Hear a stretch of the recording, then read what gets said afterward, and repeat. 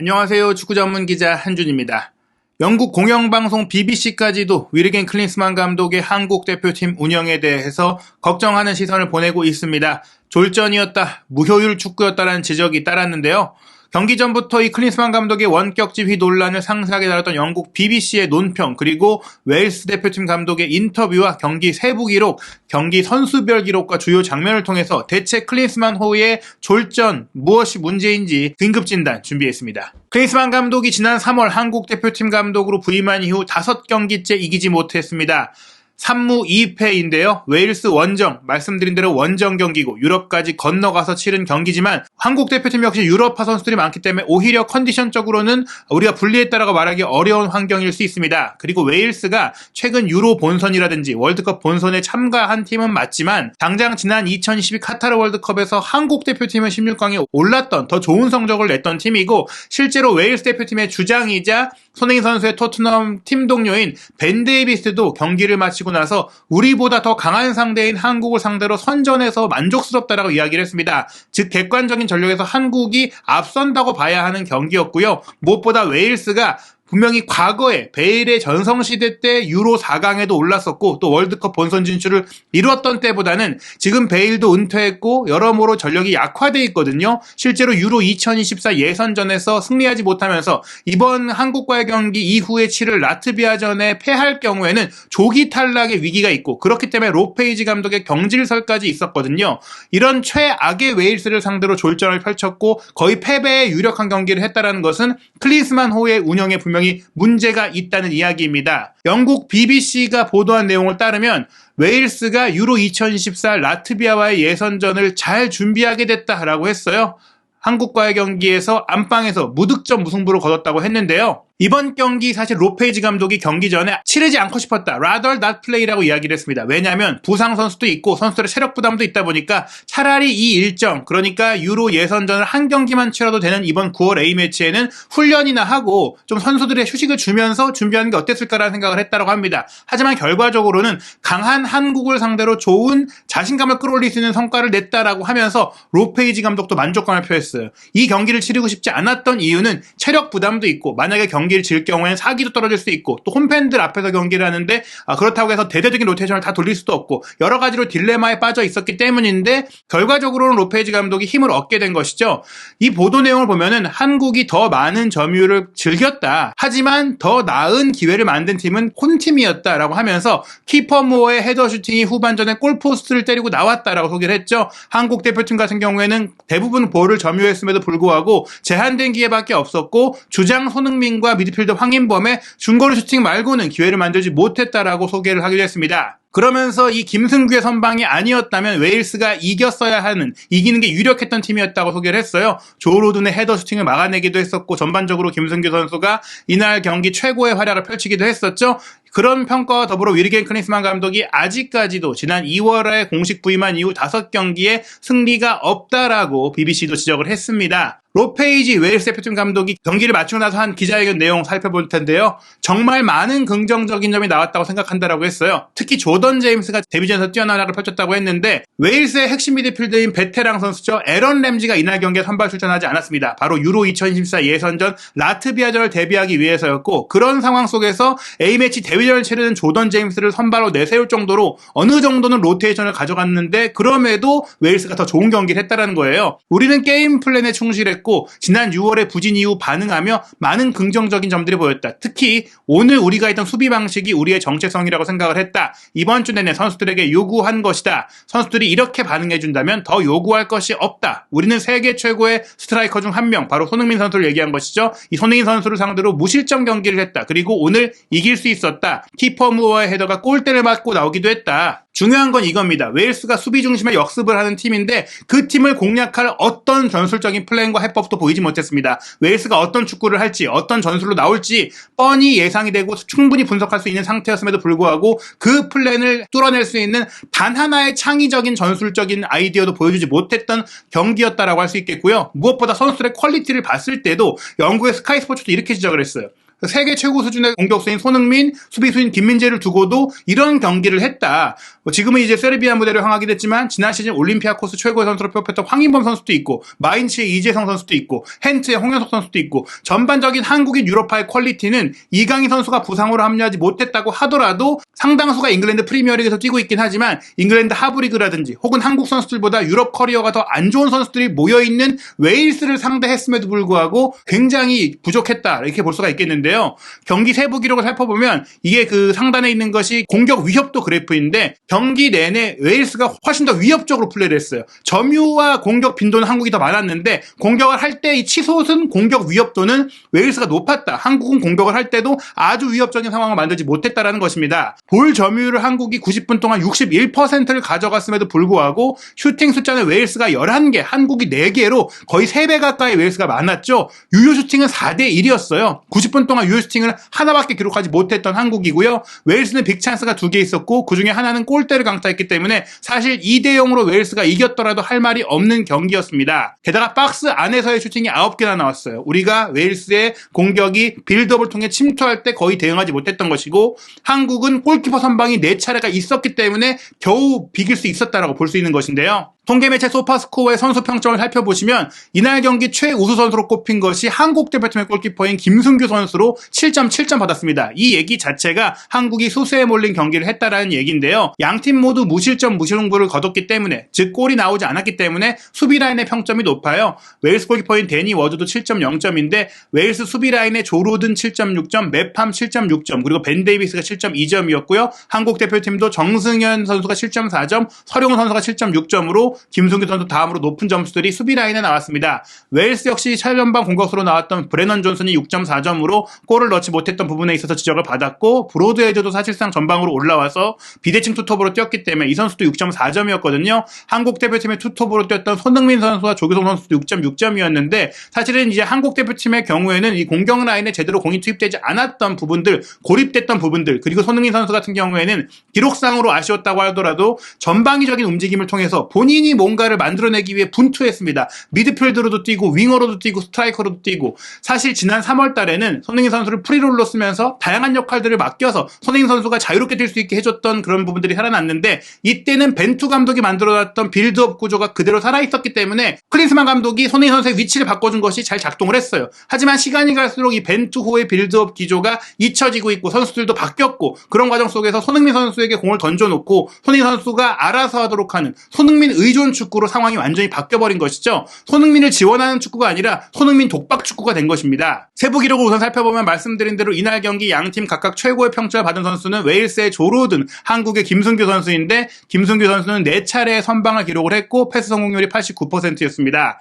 조로든 같은 경우에는 경합 승률이 대단했어요. 공중볼 경합 3회 모두 승리, 지상 경합 2회도 모두 승리하면서 경합 승률 100%를 기록했고 걷어내기 4개, 가로채기 2개, 태클도 하나 성공을 했었죠. 패스 성공률도 96%에 달했습니다. 사실 조로든 선수가 토트넘에서 거의 뛰지 못할 정도로 경쟁력이 떨어졌었고 리즈 유나이티드로 임대된 이후에는 2부 리그에서 잘하고 있다고 하는데 분명히 이제 한국 선수들이 조로든의 고전한 부분들, 특히 조규성 선수가 고전한 부분들은 앞으로 조금 더 발전해야 될 면이라고 할 수 있겠습니다. 이날 경기 김승규 선수가 결정적인 활약을 여러 차례 보였는데요. 특히 86분 경기 막판이었죠. 데이비스가 번스와 2대1 패스를 주고받으면서 문전으로 파고들어서 올린 크로스 패스 이것 빠뜨렸다라면 우리가 실점하면서 줄 수 있었는데 잘 차단했던 장면이고요. 손흥민 선수의 기록을 살펴보면 90분 풀타임을 소화하면서 3차례 슈팅을 가져갔는데 모두 중거리 슈팅이었어요. 그래도 유효 슈팅 하나가 있었고 블로킹에 막힌 슈팅이 있었습니다.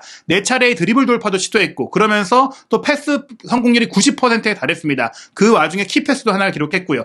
스트라이커 역할도 했고 윙어 역할도 했고 미드필더 역할도 했습니다. 그러면서 경합도 12번이나 해줬어요. 물론 공중볼 경합은 1번이었지만 그만큼 많이 부딪혀주면서 싸웠다는 얘기죠. 이 와중에 파울도 2차례를 당하기도 했고 오프사이드도 2개 걸렸고 가로채기를 하나 기록하는 등 그야말로 전방위적인 활약을 했는데요. 손흥민 선수의 주요 장면들을 살펴보면 45분에는 오른쪽 측면으로 이동해서 박용호 선수의 패스를 받아 날카로운 크로스 패스를 문전으로 연결했으나 안파두가 걷어냈습니다. 즉 크로스를 한 번 시도해서 성공하지 못했지만 위협적인 크로스를 올렸다라는 것이고요. 56분에는 조규성 선수가 뒤로 밀어준 공을 왼발 중거리 슈팅으로 가져간 게 좀 빗나가는 장면이 있었죠. 60분에는 손흥민 선수가 미드필드처럼 내려와서 오른쪽 전환 패스를 연결해서 황인범 선수의 중거리 슈팅을 끌어냈던 키패스를 기록하기도 했는데요. 이렇게 말씀드린 대로 손흥민 선수가 전방, 2선, 측면, 중앙까지 폭넓게 움직이면서 분투했다. 본인이 지원받은 게 아니라 본인이 지원해야 했다. 이렇게 봐야 될 것 같고요. 스트라이커로는 조규성 선수가 선발 출전을 했고 황의조 선수가 후반전에 출전을 했는데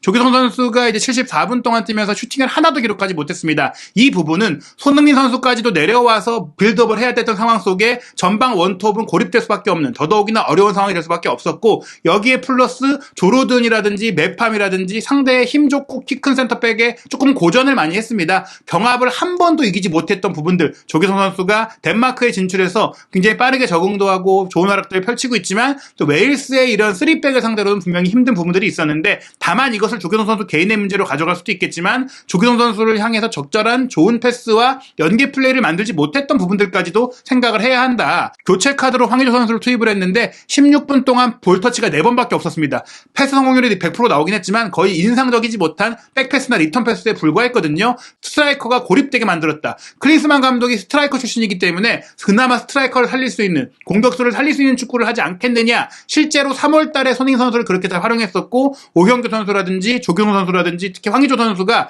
3월과 6월 A매치에 그나마 조금의 가능성들을 안방 경기에서 보여줬는데 정작 이번 웨일스와의 경기 상대도 좋은 컨디션으로 치렀던 경기에서는 스트라이커조차 활용하는데 실패했다는 것들은 분명히 아쉬운 대목입니다. 여기에 중앙 미드필드 라인은 황인범, 박용으로 새롭게 구성을 했는데요. 두 선수 모두 좋았던 점도 있지만 아쉬웠던 점들도 있었어요. 일단 황인범 선수는 93%의 패스 성공률, 높은 패스 성공률을 기록을 했고 4차례의 롱패스 중에 3개를 연결하기도 했지만 경합 승률이 저조했죠. 5번의 볼 경합 중에 1번밖에 승리하지 못했고 드리블 시도도 이제 끊겼고 슈팅도 한 번 시도했는데 빗나가는 그 한 차례밖에 없었습니다. 키패스도 하나도 기록하지 못하면서 본인의 장점인 날카로운 2선 플레이를 거의 보이지 못했고요. 박용호 선수 같은 경우에는 85%의 패스 성공률을 기록하면서 7번의 롱패스를 공급했고 그중에 4개를 연결했습니다. 그리고 지상경합 4회, 공중볼 경합 4회 중에 총 5번을 승리하면서 경합의 기록은 나쁘지 않았지만 무려 14번이나 공을 잃어버렸어요. 중앙 미드필더가 14번 공을 잃어버렸다는 것은 공소유력과 중원에서의 지배력을 완전히 잃었다는 얘기거든요.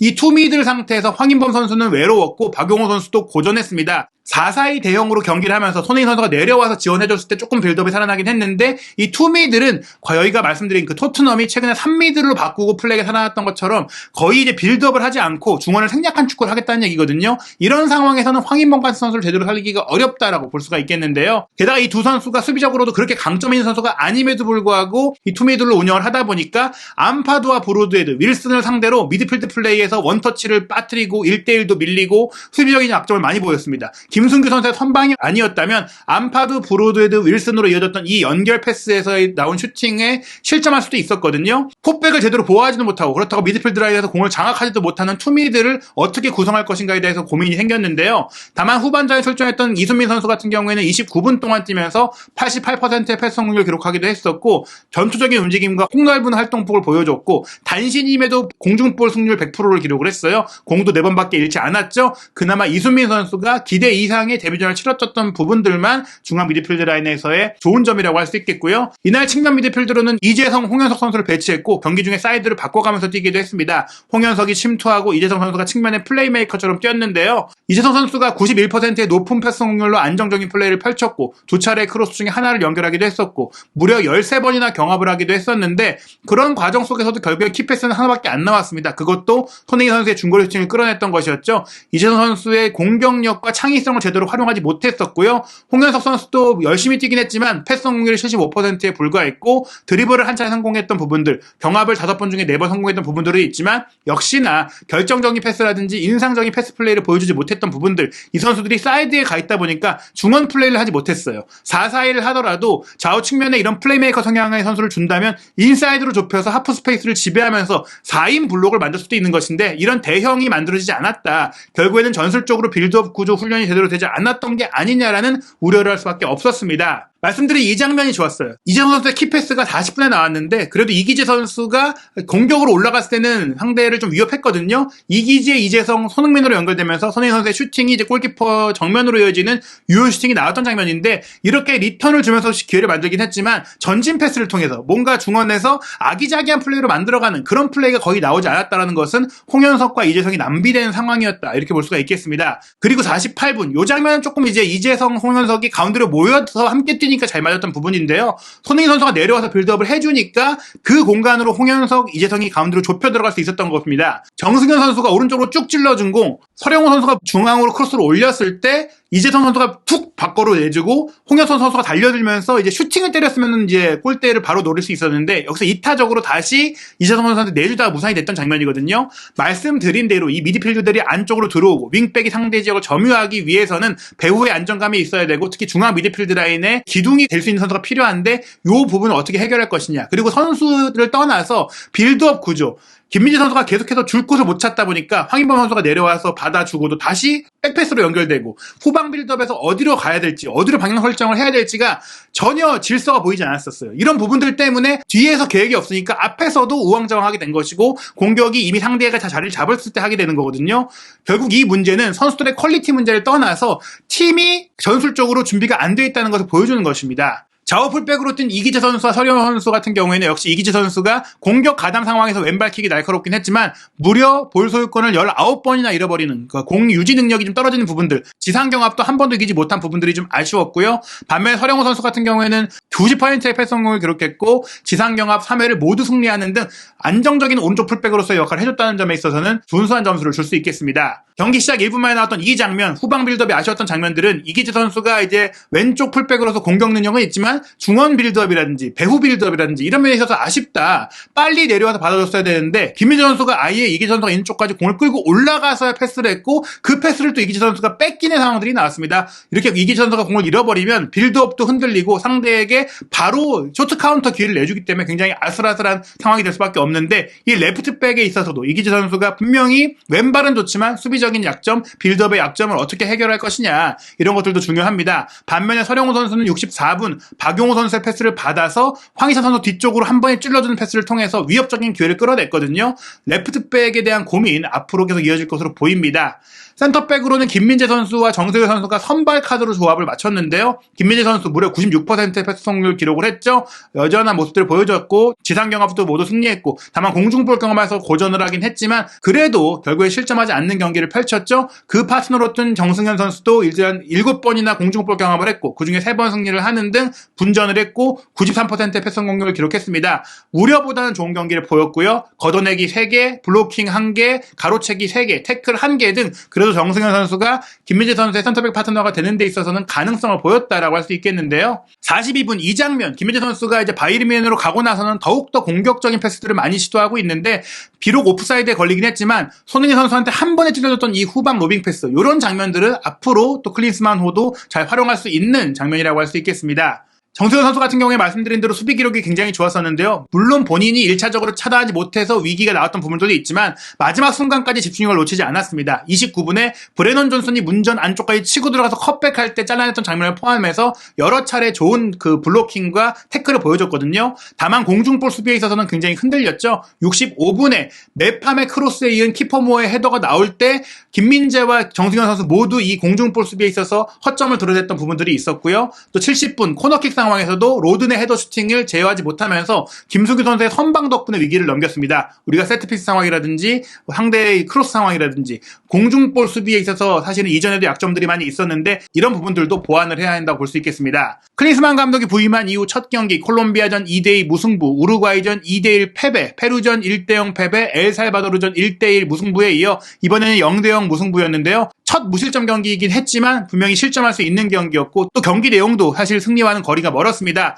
9월 13일 새벽 1시 30분에 뉴캐슬에서 사우디아라비아와 경기하게 되는데요. 사실 뭐 뉴캐슬에서 경기하는 이유는 사우디 국부펀드가 뉴캐슬을 운영하고 있잖아요. 아마도 사우디의 홈 같은 분위기가 될 것 같은데, 사우디는 내년 클린스만 감독이 평가를 받겠다고 했던 아시안컵 우승을 두고 다퉈야 하는 팀입니다. 정말 쉽지 않은 경기가 될 것 같은데요. 게다가 이탈리아 대표팀 감독이었던 만치니 감독까지 부임했기 때문에 만치니 감독이 부임하고 얼마 되지 않았지만 짧은 기간 사이에 지도력을 검증해서 보여준다면 클린스만 감독에 대한 비판 여론은 더욱더 커질 것으로 생각이 됩니다. 과연 클린스만 감독 언제 첫 승을 할 수 있을지, 한국 대표팀이 이번 경기까지 보여줬던 전술적인 문제를 남은 기간 동안 어떻게 보완할 수 있을지, 한국 대표팀의 모든 상황, 최신 소식들 확인하시기 바랍니다.